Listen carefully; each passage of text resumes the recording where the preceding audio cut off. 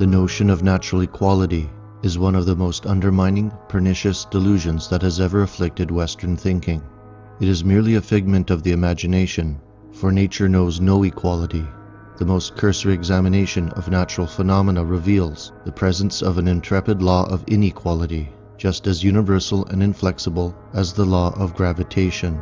The evolution of life is the most striking instance of this fundamental truth, it being a process of increasing differentiation from the simple to the complex. And the evolutionary process itself is not simply quantitative, it is also qualitative, where successive differentiation invariably engenders increasing inequality.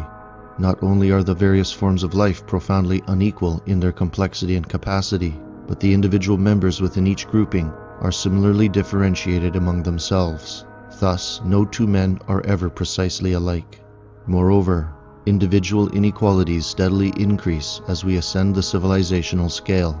The innate differences between members of a low-grade savage tribe are as nothing compared with the abyss sundering the idiot and the genius who coexist in a high-grade society.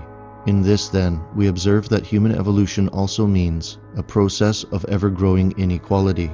There is, in fact, no such word as equality in nature's lexicon, for, with an ever-extending, uneven hand, she distributes health, beauty, vigor, intelligence, spirit, and all those qualities which confer on their possessors superiority over their own kind.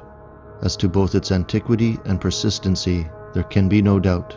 The slogan of equality was raised far back in the remote past, yet, instead of lessening, has never been more loudly trumpeted than today. It is a curious fact that just when the advancement of knowledge and the increasing complexity of civilization have enhanced individual differences and rendered superior capacity supremely important, the liberal socialist cry for equality should have become fiercer than ever before, while embodying every sort of leveling doctrine possible. Obviously, this requires a careful examination. Its postulations having no observable evidence in nature, IQ graphs, comparative cultural achievements, and so on, the idea must therefore spring primarily from an emotive reasoning, however much it rationalizes itself through clever argumentation. Being fundamentally emotional, it is impervious to logic, and whenever confronted by hard fact, it takes refuge in mystic faith. For all leveling doctrines, including the various brands of modern socialism, are, in the final analysis, not intellectual movements, but rather religious cults, strikingly shown in the fanaticism of the Paris Commune, the Bolshevik genocides in Russia, and at present in the West's democratized, progressive social tyranny. Furthermore, over the past 30 years, biology and genetic research have refuted practically all of the intellectual arguments on which the doctrine of equality relies, but this has yet to destroy the ideology.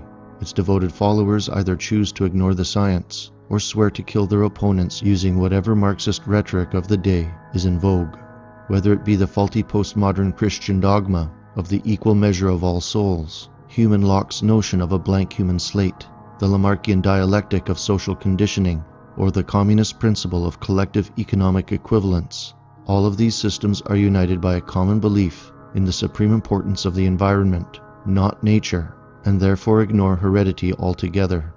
At present, the local civilizations of the past are merging into a monolithic world culture, one that has unanimously embraced the equalist philosophy of the global technicians, and this is quickly manifesting into an immense genetic engineering project primarily led by a hostile liberal elite who holds power in the West. At their disposal is a heavily armed panoptic police state and an indoctrinated public whose gods have been replaced by the religion of equalism. Among this group is a vast army of saboteurs and traitors who are unadaptable, envious, discontented, but filled with an instinctive hatred for European cultures and their historical civilization. Therefore, under these circumstances, we must recognize the present situation as this racially oppressive political class does, that this is a holy war where souls, entire peoples, and even Western civilization itself will either survive the upcoming apotheosis or become utterly obliterated from the living human record forever.